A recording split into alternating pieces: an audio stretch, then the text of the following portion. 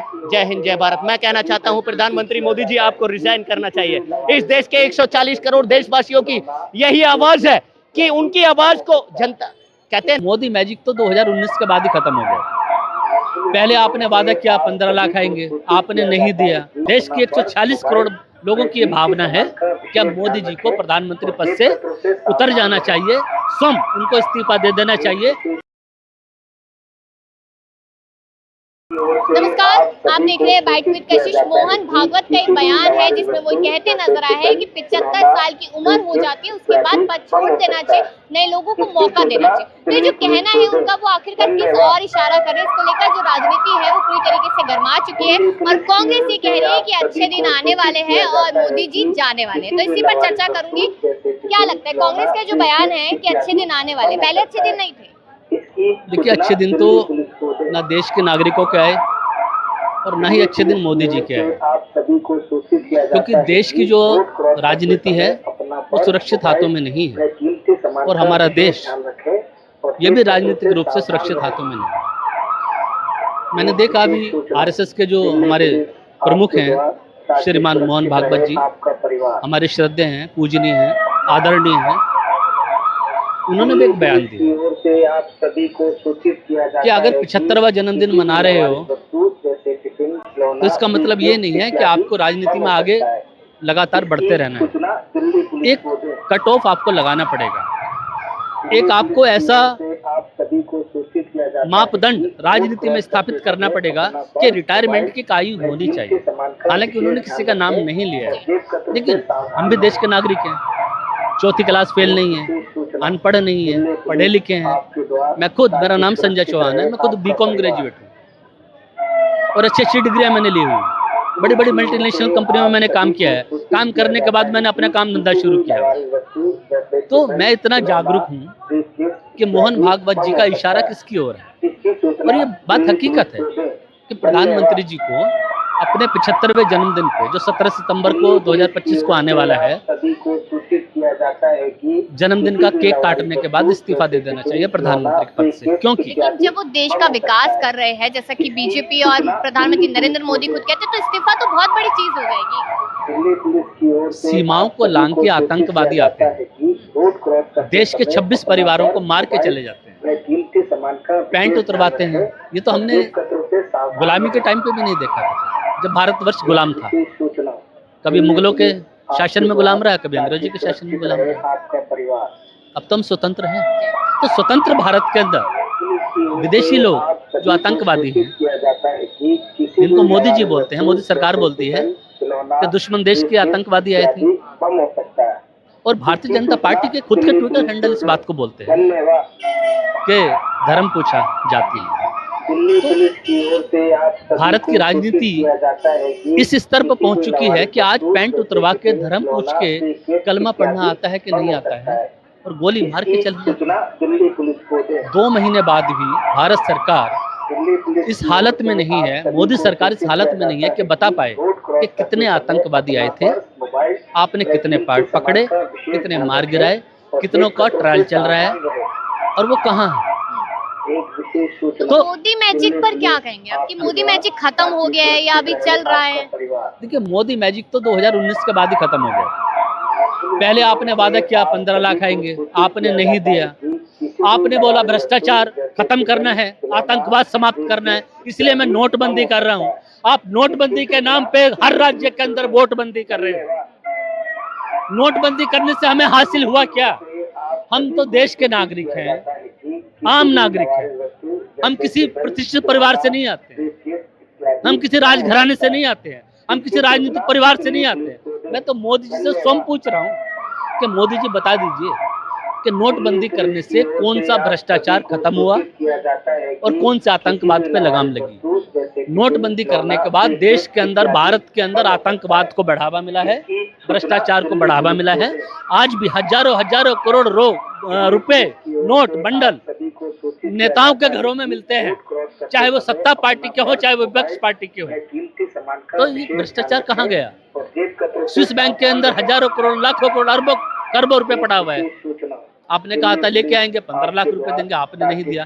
तो मोदी जी अपनी बातों पे जो किए गए वादे थे, जो चुनावी वादे थे, जो आपने अपने मैनिफेस्टो के अंदर लिखे थे, उसके ऊपर भी आप पूरा नहीं कर पा रहे हो। तो देश की जनता भी ये चाहती है कि आरएसएस के जो राष्ट्रीय स्वयंसेवक संघ के जो हमारे प्रमुख हैं श्रीमान मोहन भागवत जी, उन्होंने जो ये आह्वान किया है कि 75 वर्ष की आयु के बाद रिटायरमेंट हो जाना चाहिए, और बिल्कुल देश के 140 करोड़ लोगों की ये भावना है कि अब मोदी जी को प्रधानमंत्री पद से उतर जाना चाहिए, स्वयं उनको इस्तीफा दे देना चाहिए, नैतिकता के आधार पर, देश की अस्मिता को सुरक्षित रखने के आधार पर। क्योंकि देश की राजनीति सुरक्षित हाथों में नहीं है, देश की राजनीति सुरक्षित हाथों में नहीं है, और देश भी राजनीति में सुरक्षित हाथों में नहीं है। इसलिए हमें बोलना पड़ रहा है इस पवित्र धरती से, लाल किले के सामने 15 अगस्त को यहीं से भाषण देंगे मोदी जी, और हम चाहते हैं कि 15 अगस्त का भाषण मोदी जी का प्रधानमंत्री के रूप में आखिरी भाषण होना चाहिए। 17 सितंबर को आपको इस्तीफा दे देना चाहिए, क्योंकि हम मरने के लिए हम सरकार चुनते क्यों हैं? कोई भी देश अपने देश के अंदर सरकार आखिर चुनता क्यों है? वो चाहता है मेरा जीवन सुरक्षित रहे, मेरे जान माल की सुरक्षा सुनिश्चित करे सरकार। लेकिन कभी हम हादसे में मर जाएंगे, कभी भगदड़ में मर जाएंगे, कभी ट्रेन दुर्घटनाओं में मर जाएंगे, कभी प्लेन दुर्घटनाओं में मर जाएंगे, और जो बच गए तो आतंकवादियों की गोली से मर जाएंगे। और देश के अंदर प्रधानमंत्री श्री नरेंद्र मोदी जी ने इस देश के बेरोजगार युवाओं से एक वादा किया था कि जब हमारी सरकार आएगी 2014 में, जब हमें आप प्राइम मिनिस्टर बना देंगे, तो हम युवाओं को 2 करोड़ नौकरी पर ईयर नोटिफिकेशन जारी होगी। ना तो वो 2 करोड़ रोजगार मिले, भाई अभी कह रहे थे 15 लाख रुपए, ये मैं भी सुन रहा था, ये मैंने ही नहीं पूरे देश ने। और यूनिवर्स में जब वीडियो गई होगी प्रधानमंत्री मोदी जी की और उनके मंत्रिमंडल की कि हमारी सत्ता आएगी तो 15 लाख रुपए हर खाते में आएंगे, आज तक ना तो 15 लाख रुपए खाते में आए। इस देश के अंदर अन्नदाता से भी प्रधानमंत्री जी ने वायदा किया था, उस अन्नदाता को बेकदरी से सड़कों पर दौड़ा दौड़ा कर मारा गया। भारतीय जनता पार्टी ने उनके ही वोट लिए, उस अन्नदाता के, उस किसान के, जो हमारे लिए हमारी थाली में भोजन सजाने का काम करता है। जिस भोजन को प्रधानमंत्री जी खाते हैं और उनका मंत्रिमंडल खाता है, उस भोजन को उगाने वाले को दौड़ा दौड़ा कर प्रधानमंत्री जी के गृह मंत्रालय के अंदर चल रही पुलिस प्रशासन ने दौड़ा दौड़ा कर सड़कों पर मारा। 750 किसानों ने इस देश के अंदर शहादत दी, किस लिए? अपने अधिकार की आवाज उठाने के लिए अपनी जान कुर्बान कर दी उन्होंने। वो हक बात कर रहे थे, वो वही बात कर रहे थे जो प्रधानमंत्री जी ने उनसे वायदा किया था, और वायदा खिलाफी करने के बाद उन्होंने प्रोटेस्ट किया, और वो भी शांति में। और फिर इनके ही बीजेपी द्वारा छोड़े गए लोग उनके धरना प्रदर्शन को भंग करने के लिए चले जाते हैं, इनके छोड़े हुए लोग, और उसमें मिस शूटिंग करते हैं, तरह तरह की मिस अंडरस्टैंडिंग, गाली गलौज करते हैं। तो ये कहते हैं कि वो असली किसान थे ही नहीं, असली किसान। देखिए मैडम, इनकी अभी असेंबली का इलेक्शन चल रहा था ना दिल्ली के अंदर, दिल्ली विधानसभा का इलेक्शन चल रहा था, मैं भी देख रहा था, और मोस्टली इंटरव्यूज भी चल रहे थे बहुत सारे स्पीकरों पे। आपने ये देखा होगा, अगर वो घुसपैठिए थे तो दिल्ली में क्यों बच गए? आप ये बताएं, 2019 में सरकार बनी थी ना, 2014 में सरकार बनी थी ना, उसके बाद 2019 में बनी, उसके बाद 24 आ गया। 2024 का member of parliament of Lok Sabha का इलेक्शन लड़ा, तो प्रधानमंत्री जी ने इस देश के अंदर 11 साल से लगातार बेटियों का नारा बहुत देते हैं, उनका मंत्रिमंडल बहुत देता है, लेकिन उनकी चुनिंदा सरकारें, जो उनके शासनकाल की सरकारें हैं, जो उनकी पार्टी के मुख्यमंत्री हैं, उनकी ही सरकारें फेल हो जाती हैं।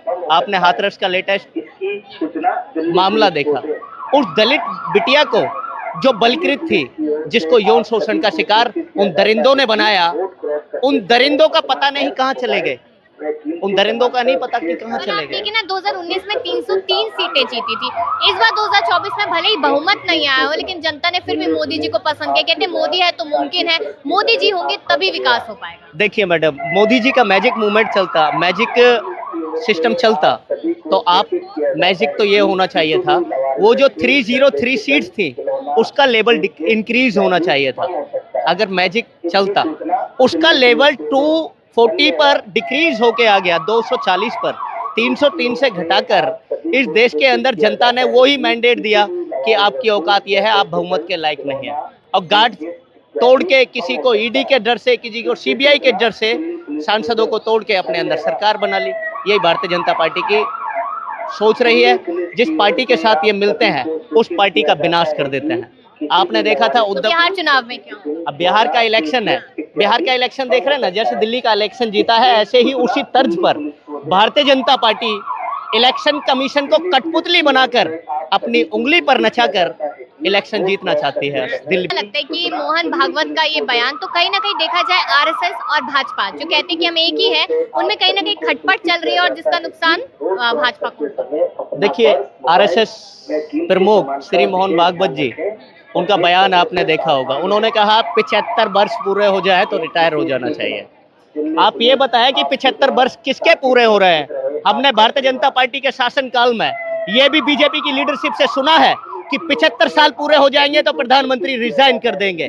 आज उनके आका, मैं कहना चाहता हूं, आरएसएस विंग के प्रचारक रहे श्री नरेंद्र मोदी जी, उनके ही प्रमुख बोल रहे हैं। आज जिस विंग से प्रधानमंत्री जी आते हैं, जो आरएसएस भारतीय जनता पार्टी की जननी है और उसके प्रधानमंत्री नरेंद्र मोदी है, और उनके अध्यक्ष, उनके जो स्वयं संघ सेवक संघ के आरएसएस के मोहन भागवत जो प्रचारक, जो अध्यक्ष हैं, प्रेसिडेंट हैं आज की डेट में, वो खुद बोल रहे हैं अपने चेले को, चेला ही कहूंगा मैं तो, जब नाम नहीं लिया उन्होंने किसी का। अरे मैडम, 75 वर्ष किसके पूरे हो रहे हैं? 75वां वर्ष बनाएगा कौन जन्म दिवस के रूप में?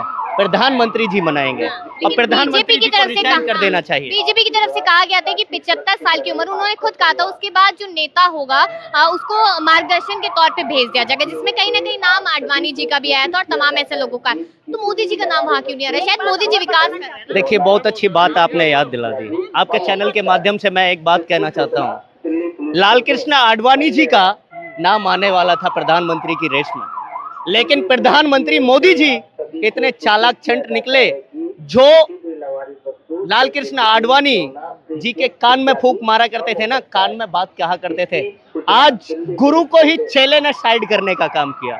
इस देश के अंदर आपने ये भी न्यूज देखी होगी, नाम किसका चल रहा था प्राइम मिनिस्टर की रेस में? लाल कृष्ण आडवाणी जी का, मुरली मनोहर जोशी जी का, लेकिन आज उनको लेफ्ट करते हुए प्रधानमंत्री जी ने उछल कपट की राजनीति से सत्ता की कुर्सी हड़पा ली। आरएसएस ने देखा हो कि मोदी जी में वो मैजिक है जो जनता का विकास कर सकता है, काम कर सकता है। देखिए, मैजिक किसे कहेंगे? मैजिक इसको कहते हैं कि किसान को, मैजिक किसे कहेंगे? मैजिक इसको कहेंगे कि किसानों को दौड़ा दौड़ा कर भारतीय जनता पार्टी के प्रधानमंत्री नरेंद्र मोदी जी के शासनकाल में जनता को मारा जाए, इस देश के अन्नदाता के ऊपर लाठी बरसाई जाए। मैजिक किसे कहेंगे? क्या 2 करोड़ की रोजगार की बात कहने वाले प्रधानमंत्री जी, और आज उसी वायदे से मुकर जाते हैं और उनके शिक्षा मंत्रालय के शिक्षा मंत्री का दरवाजा इस देश के वो युवा खटखटाते हैं जिनका एक परीक्षा का पेपर रद्द हो जाता है। आपने तरह तरह की परीक्षाएं देखी, हमने आज तक SSC, schedule staff selection commission, कर्मचारी चयन आयोग, उसको हिंदी में कहते हैं, उसका पेपर आज तक हमने लीक होते नहीं देखा। लेकिन भारतीय जनता पार्टी के शासनकाल में ये भी हमें देखने के लिए मिला कि भारतीय जनता पार्टी की सरकार बनेगी तो इस देश की सर्वोसर्वा एजेंसी जो बड़े बड़े ऑफिसर्स देती है, बड़े बड़े एम्प्लॉय देती हैं, बड़े बड़े इस देश के अंदर जनता की सेवा करने के लिए अधिकारी देती हैं, उनके पेपर भी लीक हो जाते हैं। ये देश के अंदर बहुत ही निंदनीय है। आज भारतीय अच्छे दिन की बात कांग्रेस कर रही है कि अच्छे दिन आने वाले हैं, मोदी जी जाने वाले हैं, तो अच्छे दिन आएंगे या अभी चल रहे हैं अच्छे दिन? देखिए मैडम, अच्छे दिन की परिभाषा क्या है? अच्छे दिन की परिभाषा तो ये है ना कि इस देश के अंदर जो प्रधानमंत्री मोदी जी ने 2 करोड़ रोजगार की बात कही थी, 2 करोड़ रोजगार की नोटिफिकेशन पर ईयर अनाउंस होनी चाहिए थी और उनके सिलेक्शंस होने चाहिए थे जो उनकी काबिलियत के आधार पर, जिनकी उनके पास डिग्रियां थी, जिस प्रकार का वो एप्लीकेंट था, जिस पोस्ट के लिए आवेदक था, वो उसकी पोस्टिंग होनी चाहिए थी, उसके सिलेक्शंस होने चाहिए थे। लेकिन आज सिलेक्शन नहीं हुए भारतीय जनता पार्टी के शासनकाल में, वो उनकी बजाय पेपर लीक हुए।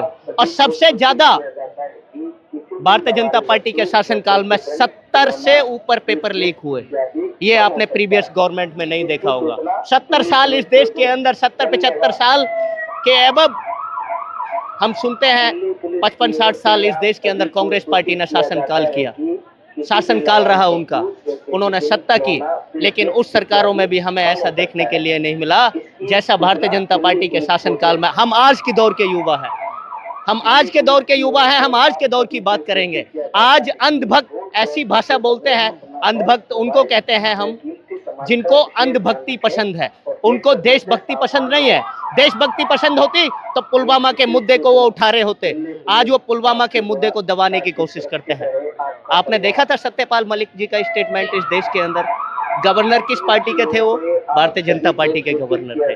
उन्होंने एक बयान दिया था अपने बयान से, मुख से उन्होंने अपने मुख से वो मुखारविंद निकाले थे। उन मुखारविंदों का जो परिभाषा थी वो ये थी, वो अपने शब्द में ये भाषा बोल रहे थे कि अगर पुलवामा की निष्पक्ष जांच होती तो इस देश के होम मिनिस्टर का रिजाइन होता और बड़े बड़े पदाधिकारियों का रिजाइन होता। आज मैडम बहुत बड़ी बदकिस्मती है, बद जिंदगी जी रहा है भारत का नागरिक। आज बताइए, भारतीय जनता पार्टी के शासनकाल में भाई को भाई से लड़ाने का काम भारतीय जनता पार्टी के शासनकाल में हो रहा है। मैडम क्या इस तो देश आप के कह रहे हैं ना, भाजपा तो कह रही है कि सब लोग एक साथ मिलकर चल रहे हैं। मैडम एक साथ मिलके चल रहे होते तो सर्वजन हिताय सर्वजन सुखाय की नीति को लेकर प्रधानमंत्री जी अपने पैनल में अपने टारगेट को हासिल कर रहे होते, लेकिन आज वो कुछ नहीं कर रहे हैं। वो केवल हवाई बातें करते हैं। मैं आज उनका इंटरव्यू सुन रहा था, आज वो किसी फॉरेन की जमीन पर थे और आज उनका इंटरव्यू चल रहा था, मैं लाइव देख रहा था। उसमें बोल रहे थे कि तीसरी अर्थव्यवस्था बन गई है। अगर ये देश, ये भारत देश तीसरी अर्थव्यवस्था बन गया होता तो मैडम आप चांदनी चौक की सड़कों पे खड़े हुए हैं। ये नेशनल मार्केट कहलाती है और भारत की सर्वोपरि मार्केट कहलाती है। दिल्ली देश का ताज है, दिल्ली देश का ताज है। और प्राइम मिनिस्टर भी यहाँ बैठता है। हर संसदीय क्षेत्र से आने वाले, हर संसदीय क्षेत्र की आवाज उठाने वाले वो मेंबर ऑफ पार्लियामेंट, लोकसभा के लोग भी इसके अंदर बैठते हैं मैडम। वो राज्यसभा के भी बैठते हैं मैडम। उसी के पास ये चांदनी चौक की मार्केट है। अगर तीसरी अर्थव्यवस्था बनने जा रहा होता, मैंने सुना है प्रधानमंत्री जी के मोदी जी के मुखारविंद से, उनके मुख से सुना है और उनके मंत्रिमंडल तरह तरह के प्रवक्ताओं के मुख से सुना है। वो कहते हैं कि पांचवी अर्थव्यवस्था बन गई है। अगर पांचवी अर्थव्यवस्था मैडम बन गई होती तो यहाँ बेरोजगारी का तांडव नहीं मच रहा होता। आप यहाँ सर्वे करेंगे, कम से कम 50 बंदों का इंटरव्यू आप लेंगे, 50 बंदों का आप सर्वे करेंगे तो उसमें 50 में से एक बंदे की तो कह नहीं सकता, लेकिन 49 बंदे बेरोजगार मजदूर किस्म के, जो भारतीय जनता पार्टी उनको केवल 5 किलो राशन में बहलाना चाहती है, उनके वोट की चोरी करना चाहती है। प्रधानमंत्री मोदी जी ने कहा था ना, उनके मंत्रिमंडल ने कहा था, गाड़ी चरम सीमा पर। एक आखिरी सवाल करूंगी कि नितिन गडकरी और सुब्रमण्यम स्वामी, ये दो ऐसे नेता हैं जो लगातार अपनी सरकार के पर सवाल उठाते हैं। नितिन गडकरी ने लेटेस्ट कहा कि गरीब गरीब होता जा रहा है, अमीर अमीर होते जा रहे हैं। सुब्रमण्यम स्वामी कहते हैं कि सितंबर तक ये टिक जाए तो बहुत बड़ी बात है। तो अपने ही नेता उनके खिलाफ हो रहे हैं। देखिए, यही तो बहुत बड़ी बात है। अब भारतीय जनता पार्टी जिसकी उल्टी गिनती स्टार्ट होती है ना, उसके खेमे के लोग उसके खेमे में सेंध लगाना चालू करते हैं। आप नितिन गडकरी को क्या मानते हैं? वो भी एक आरएसएस के निकले हुए एक मजे हुए नेता है और वो ट्रांसपोर्ट मिनिस्टर आज नहीं है, वो काफी दिन से ट्रांसपोर्ट मिनिस्टर हैं जब से भारतीय जनता पार्टी की सरकार इस देश के अंदर बनी है और प्रधानमंत्री मोदी जी ने शपथ ली है प्रधानमंत्री की। आप ये बताइए, इतने बड़े मिनिस्टर का बयान इस प्रकार से आना जो आप बोल रही हैं, इससे पूरा वेरीफाई हो जाता है, सुनिश्चित होता है मैडम। उनकी पार्टी भी नहीं चाहती कि प्रधानमंत्री अपनी सीट पे बैठे रहे, Modi ji tata bye bye कर। देखिए, मैंने क्या कहा, मैंने एक बात बोली, नितिन गडकरी आरएसएस से आते हैं और आरएसएस के प्रमुख श्री मोहन भागवत हैं। मोहन भागवत जी ने स्टेटमेंट दिया 75 साल के बाद रिटायर हो जाना चाहिए। हालांकि उन्होंने नाम नहीं लिया, लेकिन उनका जो संकेत था, उनके शब्दों का जो शब्दार्थ था, उन्होंने जब अपने मुख से जो शब्द निकाले, उनका जो अर्थ है वो यही कहता है मैडम कि प्रधानमंत्री जी 75 साल पूरे होने वाले हैं उनके, और 75वां जन्म दिवस मनाएंगे सितंबर के महीने में। उनको रिजाइन करना चाहिए। और मैं कहना चाहता हूँ, एक मोहन भागवत की बात नहीं है, इस देश का हर नागरिक चाहता है, प्रधानमंत्री जी आपने कुछ नहीं किया, जनता को सिवाय ढकोसलेबाजी में उलझाने के सिवाय आपने कुछ नहीं किया। इस देश के रोजगार की बात करिए, आपने रोजगार की बात नहीं की। जिस टाइम इस देश का युवा सड़कों पर लाठियों से पिट रहा था, आप फॉरेन की ट्रिप पर जाकर अपनी बाबाई लूट रहे थे। तो विदेश नीति भी तो स्ट्रॉन्ग करनी है ना मैडम, कौन सी विदेश नीति? कौन सी विदेश नीति? हमारे देश के नागरिक सुरक्षित नहीं है। इस देश के अंदर प्रधानमंत्री मोदी जी ने 11 वर्ष से कंटिन्यू एक नारा दिया, बेटी जय हिंद जय भारत। मैं कहना चाहता हूं प्रधानमंत्री मोदी जी, आपको रिजाइन करना चाहिए। इस देश के 140 करोड़ देशवासियों की यही आवाज है कि उनकी आवाज को जनता कहते हैं। प्रधानमंत्री मोदी जी और भारतीय जनता पार्टी आरएसएस से निकली हुई पार्टी है, जो इस देश के अंदर स्टार्टिंग से एक ही राग अलापती है कि डिवाइड एंड रूल, जो फॉरेनर लोग करते थे ना। कांग्रेस पे इल्जाम लगा। मैडम, मैं कहना चाहता हूं, अगर कांग्रेस, आपने देखा कांग्रेस के शासनकाल में मैंने इतना नहीं सुना जितना शासनकाल में आज की डेट में प्रधानमंत्री मोदी जी के शासनकाल में बच्चे बच्चे के मुंह से जहर की भाषा सुनता हूं।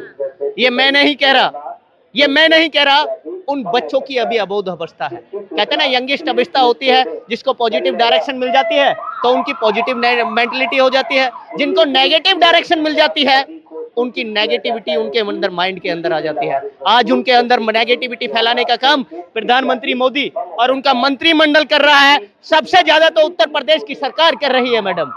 सबसे ज्यादा नेगेटिविटी इस देश के हिंदू के शिक्षा की बात नहीं करते।